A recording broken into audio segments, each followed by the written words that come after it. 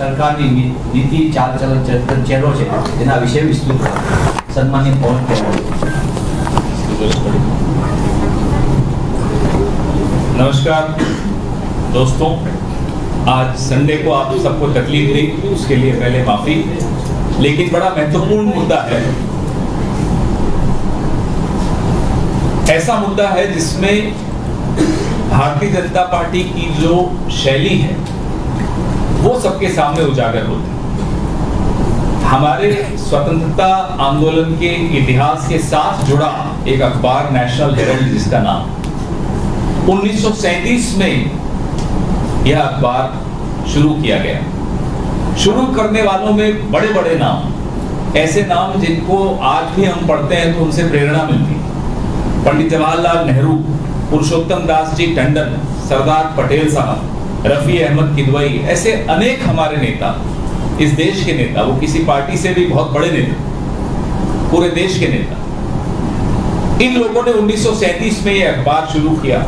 और जब भारत छोड़ो आंदोलन महात्मा गांधी ने आह्वान जिसका किया था, उस वक्त इस अखबार पर अंग्रेजों ने पाबंदी लगा दी, उसको बंद कर दिया। और महात्मा गांधी ने जब ये बंद हुआ अखबार, तब कहा था कि राष्ट्रीय आंदोलन के लिए एक त्रासदी है कि इसको बंद कर दिया। इतना महत्वपूर्ण अखबार। इस अखबार पे उस वक्त से लेकर लगातार लोगों को भरोसा था कि एक बैलेंस्ड अखबार है। आप सब पत्रकार हैं, आप समझेंगे मेरी इस बात। अखबार चलाना आसान काम नहीं होता, खास तौर पे जब वो ईमानदारी से चलाया जा रहा हो। तो नेशनल हेराल्ड को काफी घाटे होने शुरू हुए, लगभग 90 करोड़ के घाटे। ये जानकारी आपके साथ साझा करना इसलिए जरूरी है क्योंकि जिस तरह से एक व्हाट्सएप यूनिवर्सिटी के फॉरवर्ड आते हैं, अफवाहें फैलाई जाती हैं, झूठ फैलाए जाते हैं और सच कहीं दब जाता है, तो सच आपके सामने लाना बहुत जरूरी है। 90 करोड़ के जो ऋण थे, जो उन पर कर्जा हो गया था, वो क्या था? तनख्वाहें पत्रकारों की, कर्मचारियों की, बिजली के बिल, किराए, वो जो खर्चे होते हैं किसी भी अखबार को या किसी भी व्यवसाय को भी चलाने के लिए। 2002 से 2011 के दौरान 100 किश्तों में, अलग अलग किश्तों में कांग्रेस पार्टी ने इस अखबार को ऋण दिया, 90 करोड़ का ऋण दिया, ताकि ये सारी तनख्वाहें दे सके, अपना कर्जे से बाहर आ सके। 100 किश्तों में 90 करोड़ एक राजनीतिक दल ने एक ऐसी अखबार को दिया जो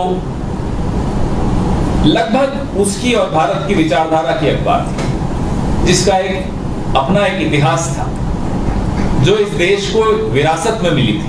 ये एक ऐसी अखबार थी जिसका पूरा विश्व आजादी के आंदोलन से पहले इस अखबार को पढ़ के उसको समझ में आता था कि इस देश में क्या हो रहा है। कोई ऐसा कानून साथियों है नहीं कि राजनीतिक दल इस तरह का ऋण नहीं दे सकता, ऐसा कोई कानून नहीं। सुब्रमण्यम स्वामी नाम के एक नाराज भाजपा के नेता हैं, आजकल भाजपा से नाराज हैं। उन्होंने एक चिट्ठी लिखी, हमारे खिलाफ शिकायत की चुनाव आयोग को कि ये ऋण जो है गैर कानूनी है। उस चिट्ठी के जवाब में चुनाव आयोग ने सुब्रमण्यम स्वामी को लिखा और कहा कि ऐसा कोई प्रावधान नहीं है कानून में जिससे इसको हम गैर कानूनी कहते हैं। मतलब कांग्रेस पार्टी ने नेशनल हेराल्ड को जो ऋण दिया था वो बिल्कुल कानून की नजरों में सही था, दुरुस्त था। तो बताइए दिक्कत भारतीय जनता पार्टी को किस बात? अब ये जो 90 करोड़ का ऋण नेशनल हेराल्ड की जो कंपनी, नेशनल हेराल्ड की एक कंपनी है, एसोसिएटेड जर्नल्स लिमिटेड, अब वो ऋण तो वापस चुका नहीं सकते, तो उस ऋण को इक्विटी शेयर में परिवर्तित कर दिया। हर जो भी कंपनी व्यवसाय को समझते हैं उनको बहुत आसानी से समझ में आता है।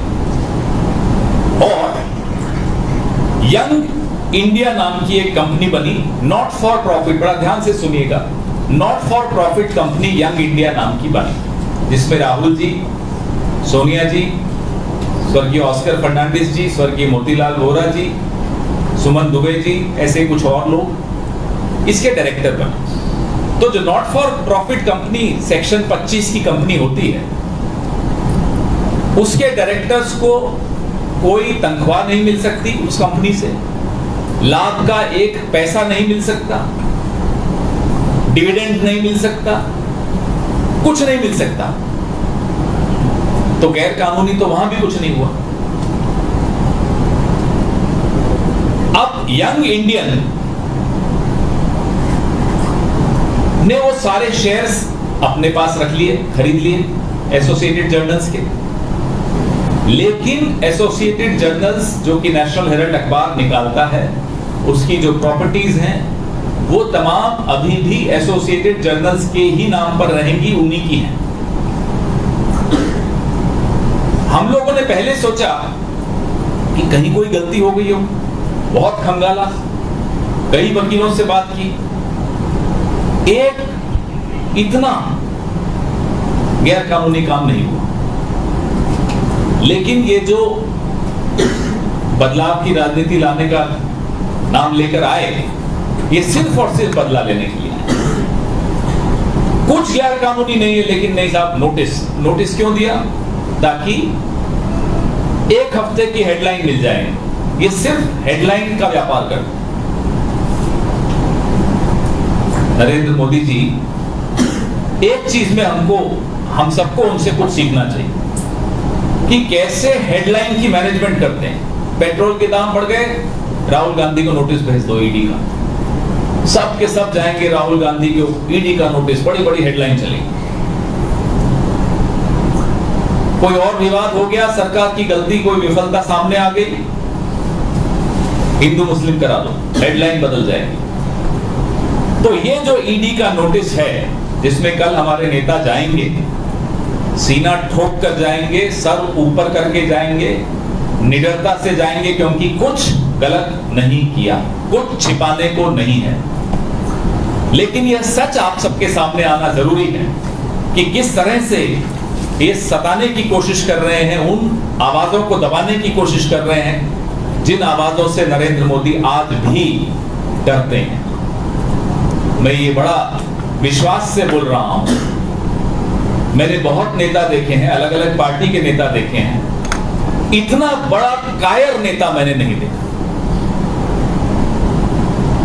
ऐसा डर, क्योंकि राहुल गांधी आंखों में आंखें डाल के उनसे सवाल पूछने की हिम्मत रखते हैं, क्योंकि राहुल गांधी के पास छिपाने के लिए कुछ नहीं है, क्योंकि राहुल गांधी ने समझौतावाद नहीं किया, क्योंकि राहुल गांधी को आप कहीं भी दबा नहीं सकते हो।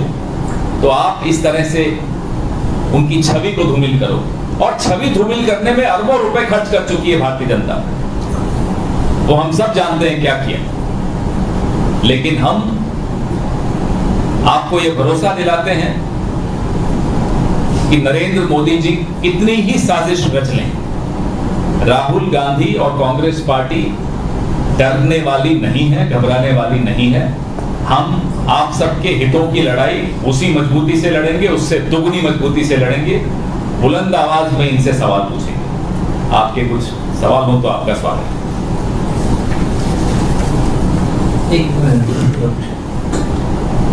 હવે હું વિનંતી કરું છું ગુજરાત પ્રદેશ કોંગ્રેસ સમિતિના સન્માનિત પ્રમુખ શ્રી જગદીશભાઈ ઠાકોરને આવતીકાલના કાર્યક્રમ અંગે પણ વાતચીત કરે, અને બીજી પણ એક અગત્યની વિગત છે કે એની પણ વાતચીત કરશે. સન્માનિત પ્રમુખ શ્રી જગદીશભાઈ ઠાકોર.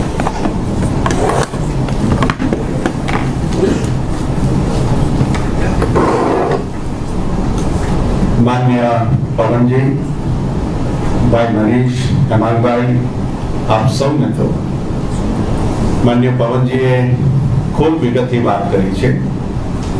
એના અનુસંધાને આવતીકાલે 9:30 વાગે હેલ્મેટ સર્કલ માનવ મંદિરની સામે જીએમડીસીના હોલમાં 9:30 વાગે સમગ્ર ગુજરાતમાંથી કોંગ્રેસના કાર્યકરો આગેવાનો ભેગા થશે.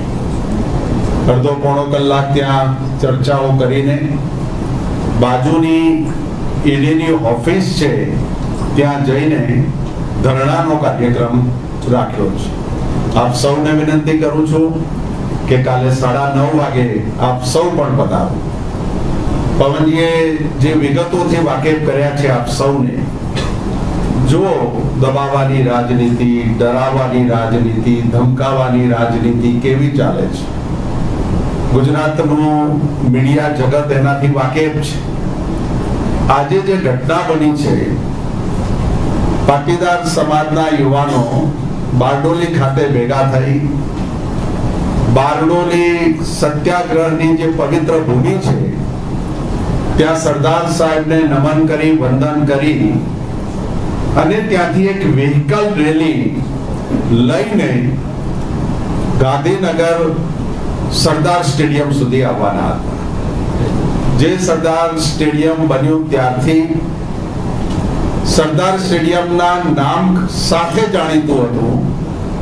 એ સરદાર સ્ટેડિયમનું નવીનીકરણ કરીને સરદાર સાહેબનું નામ ભૂસીને નરેન્દ્ર મોદી સ્ટેડિયમ બન્યું છે. એ સ્ટેડિયમનું નામ ફરીથી સરદાર સ્ટેડિયમ રાખો, આ મુદ્દાને લઈને આવવાના. આપ સોશિયલ મીડિયામાં જે વિડીયો ફરતા થાય છે જોશો, આજે આપને ખ્યાલ આવશે કેમ આટલો ડર છે કે 5-15 ગાડીઓ ત્યાં સરદાર સાહેબને નમન કરવા જાય છે તો નમન નથી કરવા દેતા. બારડોલીથી ગાડીઓ સરદાર સ્ટેડિયમ આવવા માટે રવાના થાય છે તો આવવા કેમ નથી દેતા. 27 વર્ષના ભારતીય જનતા પાર્ટીના સમયમાં 24 કલાક સમગ્ર ગુજરાતમાં 144 ની કલમ કેમ છે? કેમ કોઈ પેપર ફોડવા વાળા બેરોજગારને આવવા નથી દેતા? કેમ કોઈ એક્સ આર્મીને આવવા નથી દેતા? કેમ કોઈ પોલીસના કર્મચારીના પરિવારો